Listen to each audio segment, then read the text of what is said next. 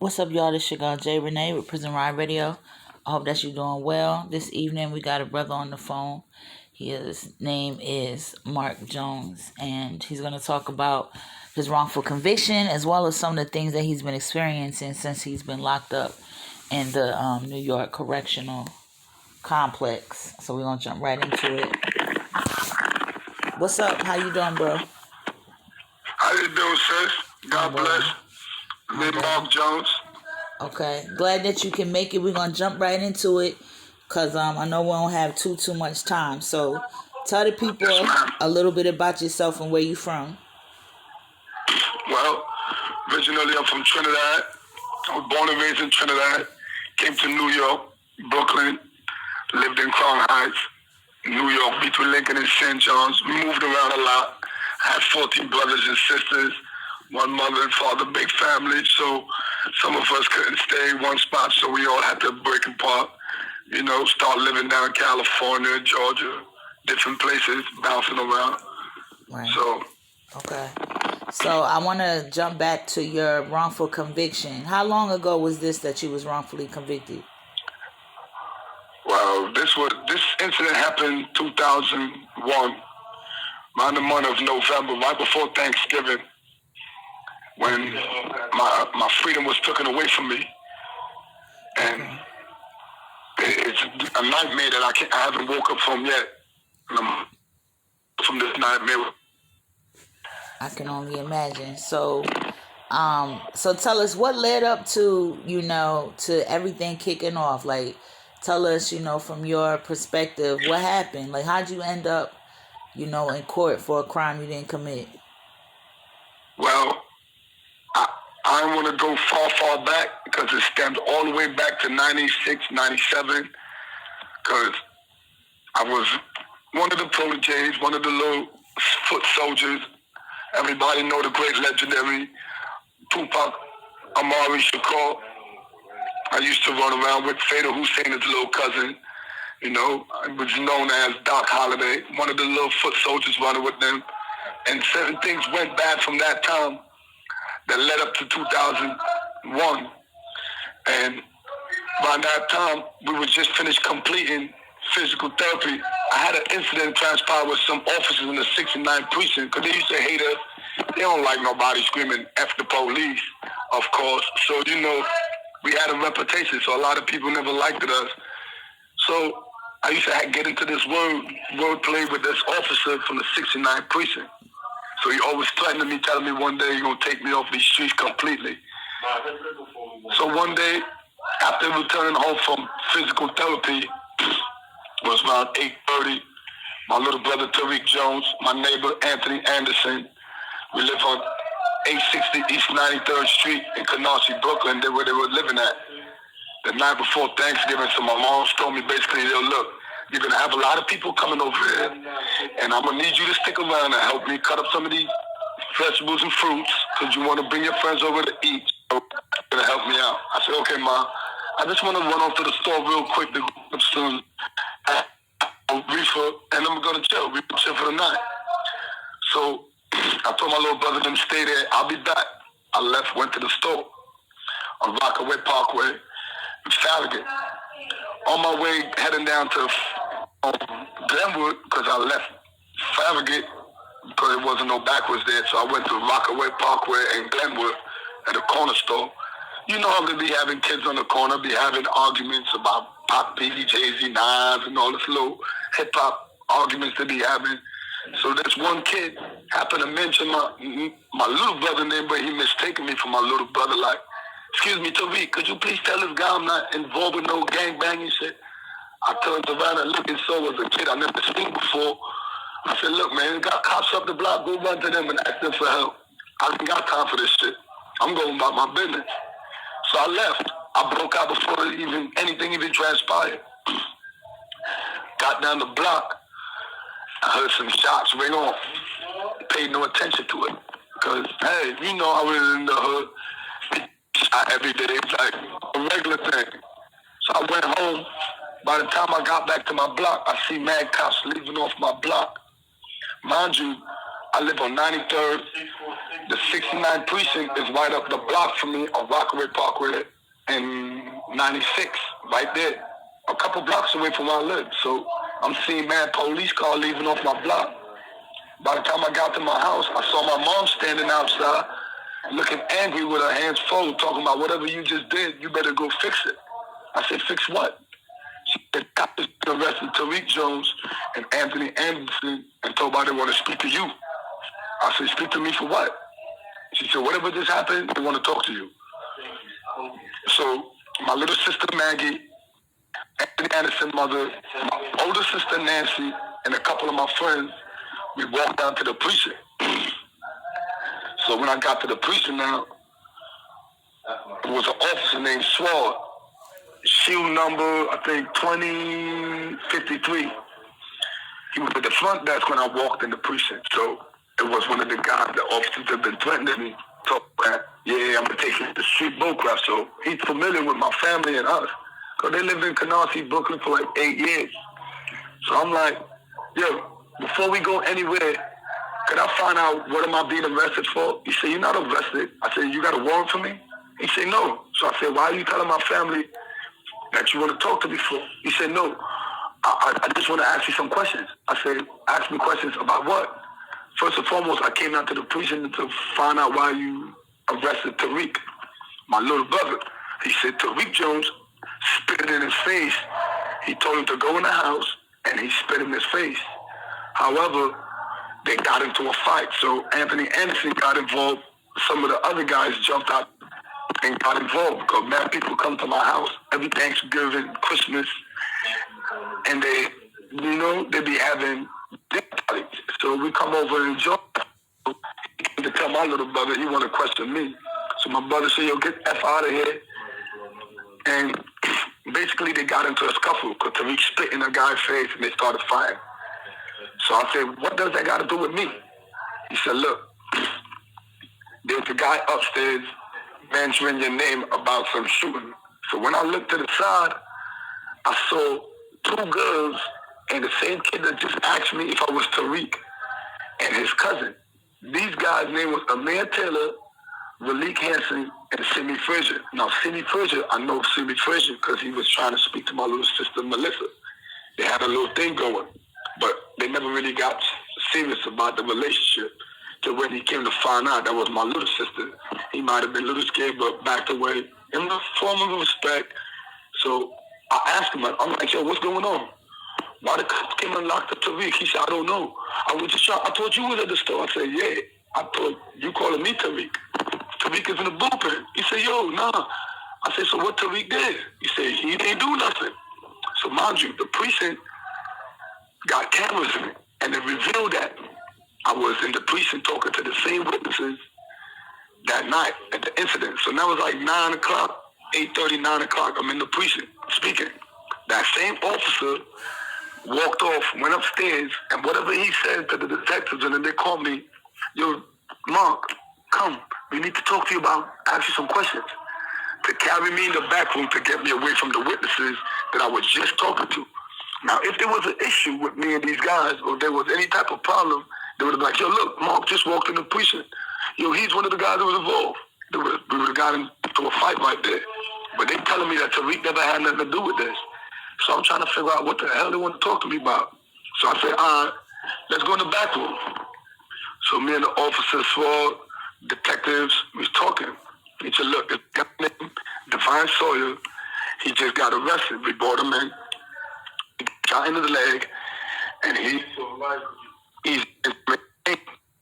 I said, mention my name, Sawyer. I said, did you ever see the community before? He said, no. I said, did you ever saw this guy at my house before? He said, no. I said, so how is you telling me about a guy that mentioned in my name and you never seen him in my home? How long you know us? He said, for 7 years, I've never seen this guy. So I said, so you got to stop the bullshit. My real reason for being here is to find out why my brother is in the precinct. And now you telling me about some guy getting shot. I don't care about what guy gets shot right now. My mom's told me that you came here looking for me for a shooting, which I have nothing to do with it. I just asked you if I'm being arrested. You said no. You got a warrant for me. You said no. So why not turn around and leave? He grabs me. I punched him dead in his face. I was wrong. I stepped out boundary and assaulted a cop. Punched him dead in his face. We started fighting. Boom, boom. I'm getting the best of it now. His friends came in and saw me and they all jumped me. They fractured my jaw, my hands, my ribs, broke. And now these same witnesses that downstairs, they went downstairs and looked at Marc Jones that killed your friend with this other guy. I don't know none of this going on. So I sat there and trying to figure out like what just happened to me. All right. So this is a continuation. So basically, you still on record, right? Yeah, it's on you, bro. Okay, ma'am. So basically, after the evidence came out, it was a felony murder with the intent to commit robbery. They said my brother and I and this unidentified individual named Devon Sawyer, which I've never met before, they said that we came with the intent to commit robbery by forcibly stealing Simi Frazier chain. And in the process of us trying to commit this robbery led to a murder by killing his cousin, Jelani Isaac. Now, the judge said in order to find the defendant guilty of felony murder, you must prove there was the robbery. And on the other hand, if you can't find us guilty of that robbery and felony murder, no murder. We blew trials to second-degree murder and criminal possession of a weapon. And in October 24th, they dismissed all the robberies, which were led to a repugnant verdict, an inconsistent verdict. It's an inconsistency.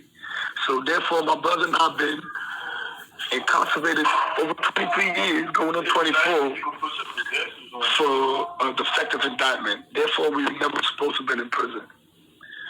And now I'm sitting here.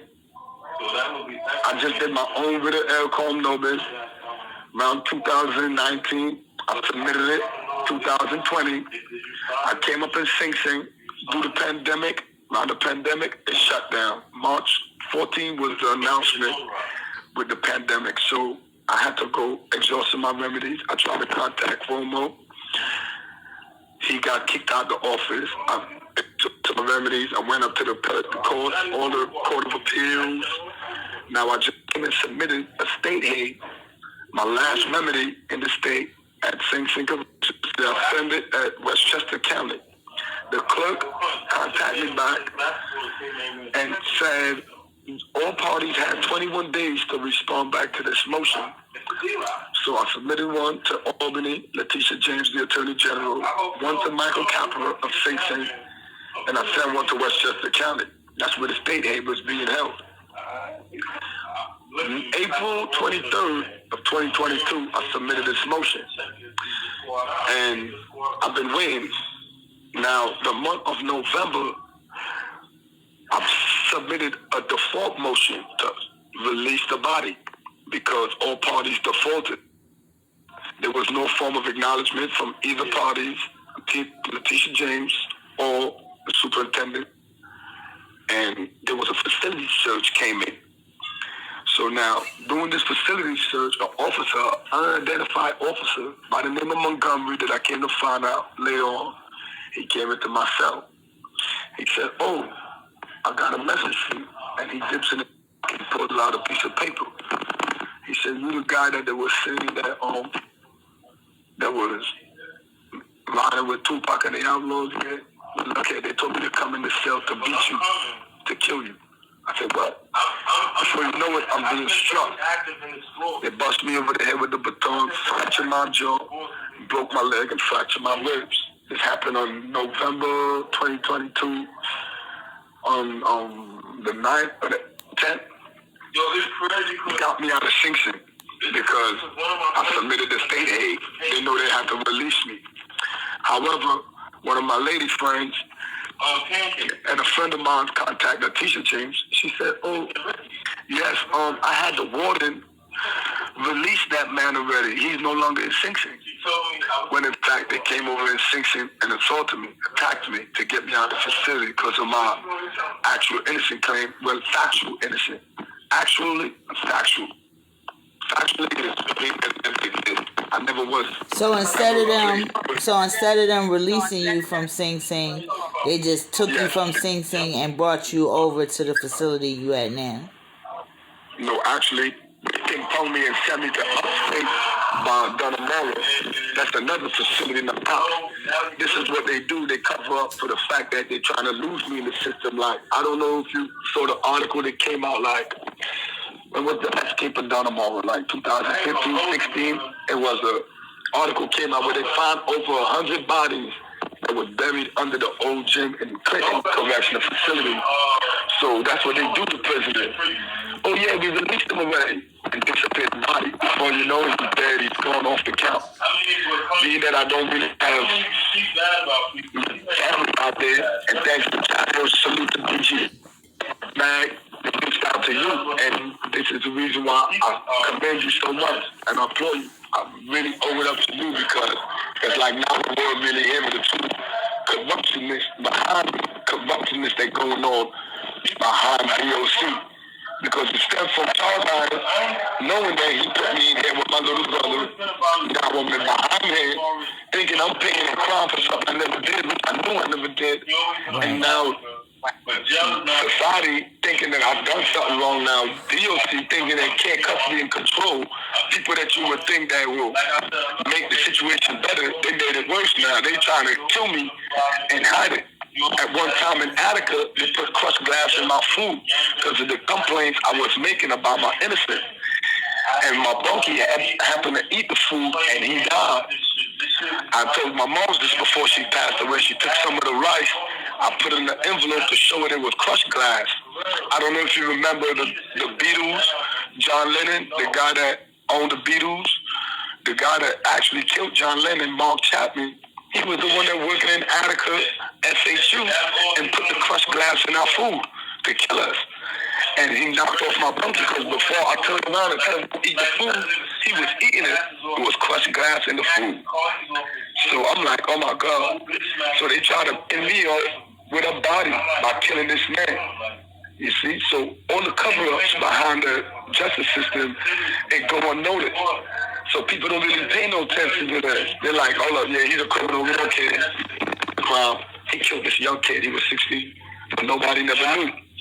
Now, by the month of 2014, 2015 of November, just so happening how God works in a mysterious way, Miss J. Renee.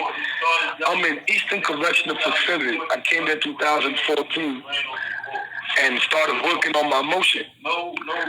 Finally, I got a chance to be out the box and start working on my case. So I'm like, all right, let me get this done. There was a guy named Azy. His name, Gregory Ellis. He was trying to familiarize himself to know who I am because people know my little affiliation with Fatal Hussein and Tupac and shit. So people like, oh yeah, no, he used to be with Tupac and oh yeah, he was the outlaws. So yeah, guys made a lot of fun and jokes about, yeah, we should kill you because y'all killed Biggie. And you know, I don't get caught up in the gossip shit. What happened between the two brothers, and we leave it right there. I don't speak on it. I leave it alone. I didn't want to do interviews about it. I told K-Slay. I told many other people. I don't want to have nothing to say about it. So here comes Mr. AZ. He want to ask me questions. Oh, what's up, brother? How you doing? What's your name? Mark Anthony Jones. He said, yeah, but they told me your name was Doc Holliday. I said, yeah, that's it is. I'm Mark Anthony Jones, though. They said, yeah, where you caught your case at? I said, in Brooklyn, New York. They said, where? So now I kind of figured this was weird and strange at first. I'm like, yeah, this guy might have been an undercover rat working for the DA's office trying to get some type of time cut. But that's what guys do here. They wear wires and shit to try to come and pick off of other people's cases and piggyback ride and go into the district attorney's office and inform, trade information for time cuts. So he's like, what part of Brooklyn you call it? I said, Canarsie, Brooklyn. I'm rocking with Parkwood and Glenwood. He said, oh shit, I got nephews out there. You might have run into some of my nephews. I said, what's your nephew's name? He said, Mayor Taylor, Simi Frazier, Malik Hanson. He said, oh, matter of fact, I just came from burying Malik. And then when we went to bury Malik, my sister, his mother, caught a heart attack and died. I said, how? He said, Malik went on a jewelry store robbery. He did a robbery and went on a run. He was in Baltimore, Maryland. And they tell him turn himself in. They tell him turn himself in. So he's like, no, I can't do that because I got 3 guys in jail in New York Penitentiary, and next thing you know, they see me and they might kill me because I lied for Mayor Taylor. He had 3 robbery cases. You know, so what the hell has got to do with you turning yourself in? He said, I can't do that. And he killed himself. By the month 2015, 2013, newly promoted Lieutenant John Walton as well, that one of the officers that was a part of my case, found him dead in his house after internal affairs started exposing and cracking down on the corruption. From 2000 to 2015, 15 cops got arrested for all the corruptionists that was going on in the 69 precinct. This guy happened to kill himself as well, because now you got to answer to why you got these guys sitting in prison. All of the corruptionists that was going on in Charles Hines, I reached out to Kenneth Thompson. It was the black DA that came about in Brooklyn, and me and him started corresponding. Before you know it, he told me he started a conviction review unit. This is what he do. They specialize in crimes like mine, and he want to help me with my case. 60 days later, I'm getting word he's dead. Eric Gonzalez took over. Eric Gonzalez now, I just came and submitted all the same motion to him. He's doing the same thing as Charles Hines is doing, covering up the corruption in the justice system. So it's an ongoing pattern with the corruption is that people hiding behind all the foul shit that they've been doing for these innocent bodies and innocent people that they got sitting in prison. I've worked on so many other cases that I've seen that it has actual innocent defective indictments, and they're not getting them out. You're supposed to get out. The minute you know that was something wrong with the case. You breaking up a little bit, bro. Okay, what about now? You good? It sounds like it's all right. I don't know. Keep talking and we'll see what's up going on. So basically, they're covering up for all the corruption, and now they got me sent to Katsaki, set up again, beat up, sent to the SHU. Me and Mr. Alexander, as he explained to you before, they just came and did some corruption this over there, set both of us up, took away all his property, sent him down to the mess hall, barefooted with no shoes on his feet, and laughed about it. And then, before you know it, I stood up next to him for us to stand there to figure out why the sergeant didn't let him walk out the cell like this. Both of us sitting right now in SHU, solitary confinement in green RRU. Now, and if anybody that's listening, you can go into beg.mag and you will see the interview with Deshaun Alexander and me, Marc Anthony Jones, talking about the same incident that just occurred in Katsaki. And that's been happening, transpiring over and over, because Mr. Alexander been there for 6 years, so he get to see more corruptionists that was going on in Katsaki before I came. I just happened to walk into a line of fire, and they got us both set up, light on, box. So now here I am, begging you and the whole world to try to come to my aid due to this corruptionist. No, we didn't. We hung up. So our phone call was over. So well, you can reach me at CPL_CEO Marc Jones. That's my gram. At CPL_CEO Marc Jones.